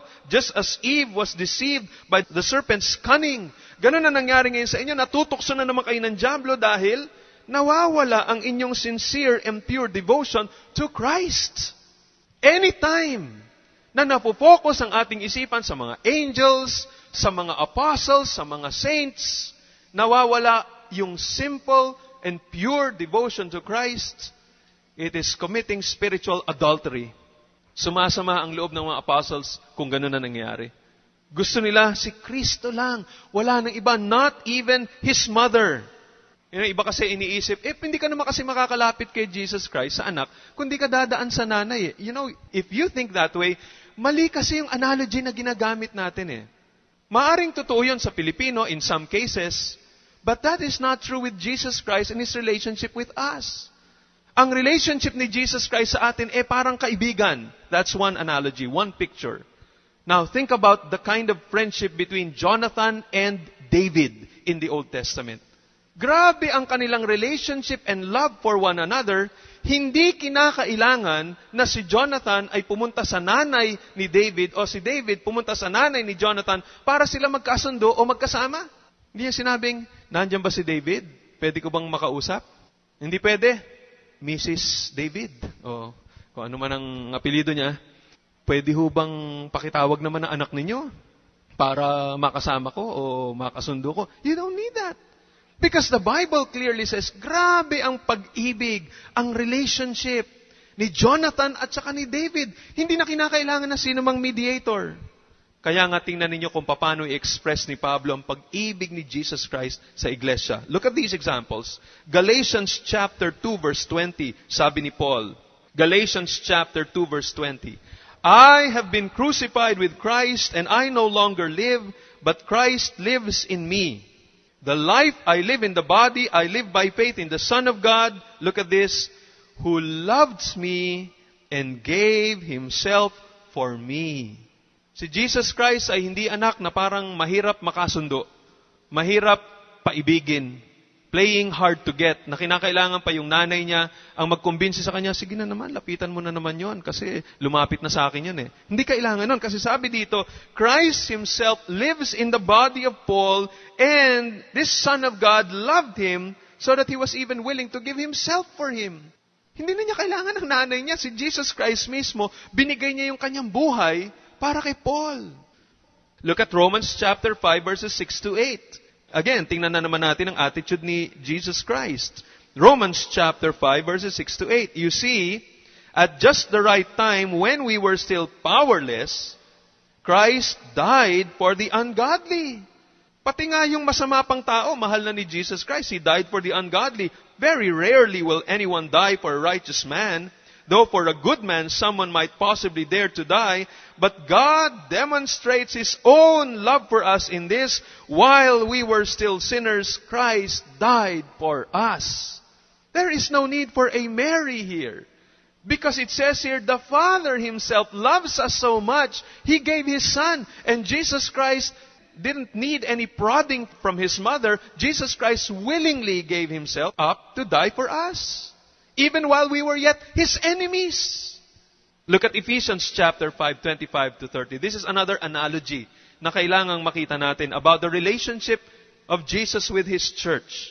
Ephesians 5, 25 up to 30. It says here, Husbands, love your wives, just as Christ loved the church and gave Himself up for her, to make her holy, cleansing her by the washing with water through the word, and to present her to Himself as a radiant church without stain or wrinkle or any other blemish, but holy and blameless.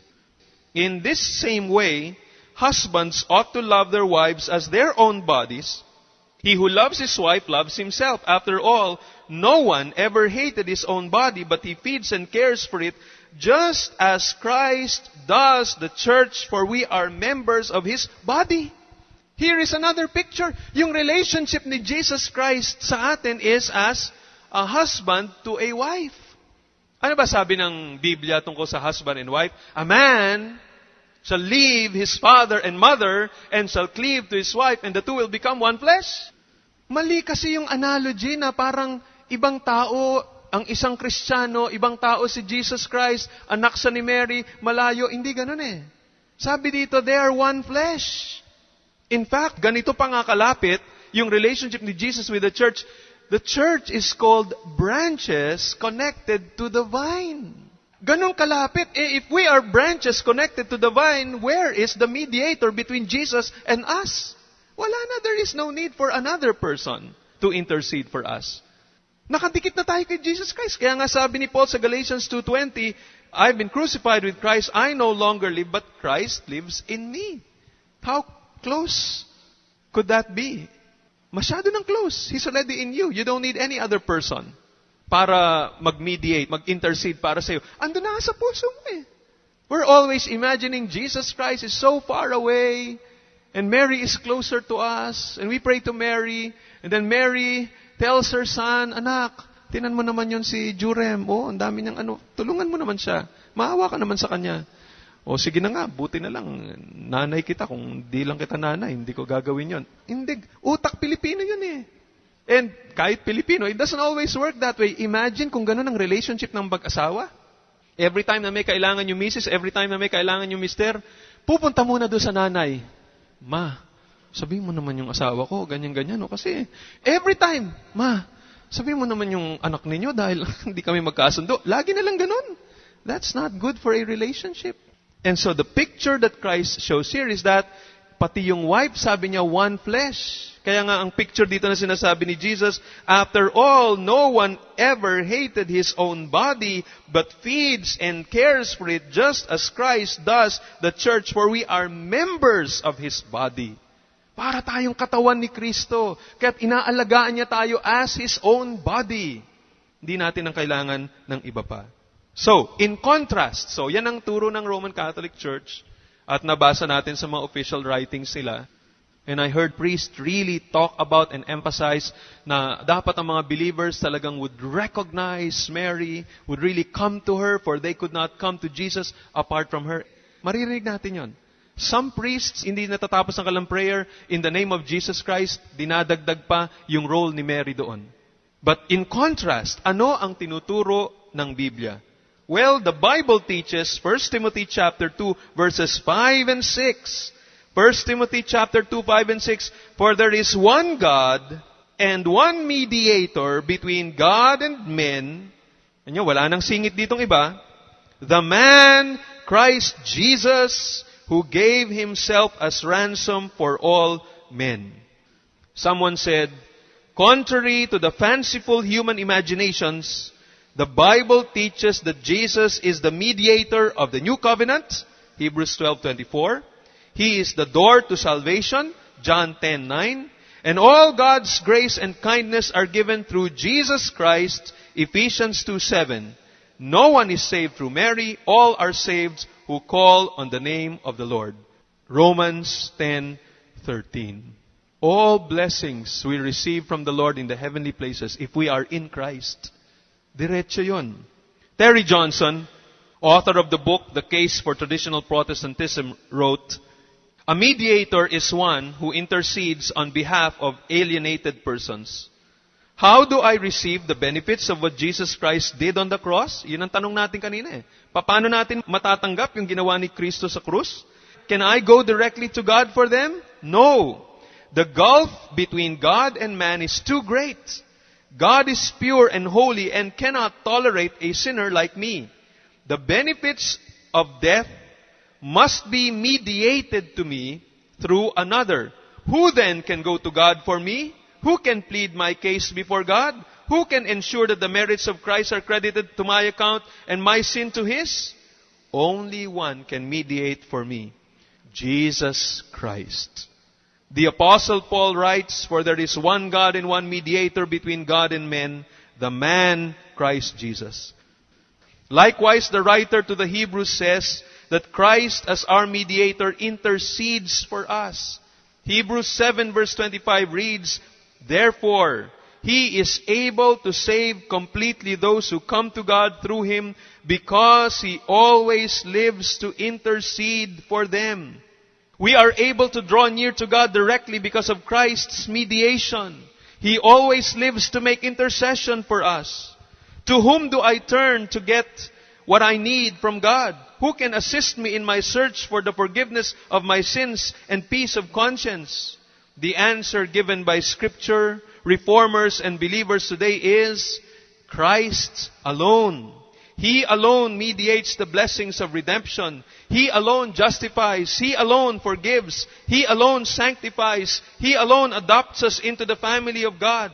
I go directly to God through Jesus Christ. I need no celestial mediators such as angels or saints or Mary. I need no earthly mediators such as clergymen and priests. As our mediator, He is our advocate. John says in 1 John 2 verse 1 and verse 2, my dear children, I write this to you so that you will not sin. But if anybody does sin, we have one who speaks to the Father in our defense, Jesus Christ, the righteous one. He is the atoning sacrifice for our sins, and not only for ours, but also for the sins of the whole world. Defense attorney natin si Jesus Christ. May problema tayo sa kasalanan, feeling natin galitan Diyos sa atin, lapit kay Jesus Christ. Ang problema, tingin natin, dalawa na yung kalaban. Kalaban mo na si God the Father, kalaban mo pa si Jesus Christ, kailangan mo si Mary. Hindi nga eh. Si Kristo na nga yung lawyer mo eh. Hindi mo na kailangan ng lawyer para makalapit ka sa lawyer, para makalapit sa judge na ang Diyos. No. Only one mediator, Jesus Christ alone. John sees Jesus Christ as mediator, advocating on our behalf by pleading our case on the basis of His own work, His propitiatory sacrifice for our sin. And the Apostle Paul envisions much the same. Kung ano yung sinabi ni John, ganun din ang sinabi ni Paul sa Romans 8:33 and 34. Who will bring us any charge against those whom God has chosen? It is God who justifies. Who is He then that condemns? Christ Jesus, who died, more than that, who was raised to life, is at the right hand of God and is also interceding for us. My dear friends, it's not Christ who condemns. The teaching that you need to go to Mary in order to be able to come to her son, in effect tells us that Jesus Christ is the one who condemns. Kasi hindi ka makalapit eh. Parang, nakakatakot, nakakahiya namang lumapit kay Jesus Christ. Baka magalit siya sa akin. Ito nga sabi dito eh. Who is He that condemns? It's not gonna be Jesus Christ. Jesus Christ died. More than that, was raised to life at the right hand of God, who is also interceding for us. Dalawang bagay ang ginawa ni Jesus to assure us that we can approach Him. One is, He died for our sins, and secondly, He rose again from the dead, and went before the Father, and He is always there for us. Hindi lang niya binayaran yung ating mga kasalanan, tumayo pa siya lagi dun sa tabi ng tatay niya upang tumayo para sa atin. Lagi yun, walang katapusan yun. So pag may problema tayo, we come to our high priest, Jesus Christ. If anyone, for example, the devil, should try to bring a charge against us to demonstrate from our record that we ought to be condemned, Jesus Himself is interceding at the right hand of God on our behalf. He who died is the same as He who intercedes and defends. Yung namatay, siya din ang pumapagitan sa atin, sa Ama natin sa langit. As our mediator, Christ ensures our salvation. The Apostle Paul taught that in Romans 4:25. He said that Jesus was delivered up because of our transgressions. By His death, He paid the penalty of our sins. But He went on to say, and was raised because of our justification. What does he mean? Paul means that Christ was raised so that He might ensure the application of the benefits of His death to our account. Christ's death accomplished our salvation, but His resurrection ensured that what He had accomplished would be applied. By His continual intercession, Christ ensures that all those for whom He died shall come to faith in Him, be justified, adopted, sanctified, shall persevere, and ultimately be glorified. Tingnan niyo yung ginagawa ni Jesus Christ dun sa langit. Ito ay patuloy na patotoo sa atin na lahat ng Kanyang ginawa sa cross, yung blessings na yon dadaloy sa atin. His resurrection and His intercession there is an assurance. It's ours. I'd like to close with what John Calvin writes in his Institutes of the Christian Religion upang ipakita ang role ni Jesus Christ as mediator. Sabi niya, we see that our whole salvation in all its parts are comprehended in Christ. We should therefore take care not to derive the least portion of it from anywhere else. Lahat ng aspeto ng kaligtasan natin, huwag nating hanapin sa iba, kay Kristo lang. If we seek salvation, we are taught by the very name of Jesus that it is of Him. If we seek any other gifts of the Spirit, they will be found in His anointing. If we seek strength, it lies in His dominion. If purity, in His conception. If gentleness, it appears in His birth. For by His birth He was made like us in all respects, that He might learn to feel our pain. If we seek redemption, it lies in His passion. If acquittal, in His condemnation. If remission of the curse, in His cross. If satisfaction, in His sacrifice. If purification, in His blood. If reconciliation, in His descent into hell. If mortification of the flesh, in His tomb. If newness of life, in His resurrection. If immortality, in the same. If inheritance of the heavenly kingdom, in His entrance into heaven. If protection, if security, if abundant supply of all blessings, in His kingdom. If untroubled expectation of judgment, in the power given to Him to judge. In short, since rich store of every kind of good abounds in Him, let us drink our fill from this fountain and from no other. Solus Christus. Ang pinapakita ng lahat ng sinasabi ni John Calvin, anuman ang kailangan mo na pertaining sa iyong kaligtasan, sanctification, glorification, eventually landing in heaven when you die, all of these, lahat ng yan ay na kay Kristo. Hindi lamang si Kristo ang Savior. Hindi lamang si Kristo ang namatay. Si Kristo din ang nagdi-dispense ng mga blessings na yon na nakuha niya nung siya'y namatay para sa ating mga kasalanan. What wonderful news! We don't need any other. All we need is Christ alone. Kung meron kang ibang pinangahawakan, if you're holding on to your righteousness, your goodness, your religiosity, your religion, if you're holding on to some saint or even Mary, you are hopeless. Because the Bible clearly teaches there is no name under heaven given by which men shall be saved, only the name of Jesus Christ. Sana lahat tayo ay magtiwala sa Panginoong Hesus. Sambahin natin siya at paglintihan.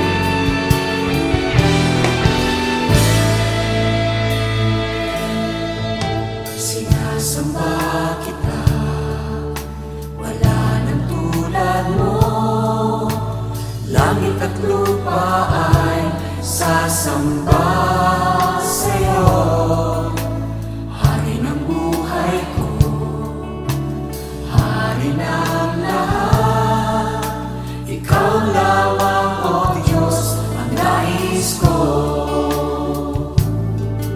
Sinasamba kita, wala nang tulad mo. Langit at lupa ay sasamba sa'yo. Hari ng buhay ko, hari ng lahat.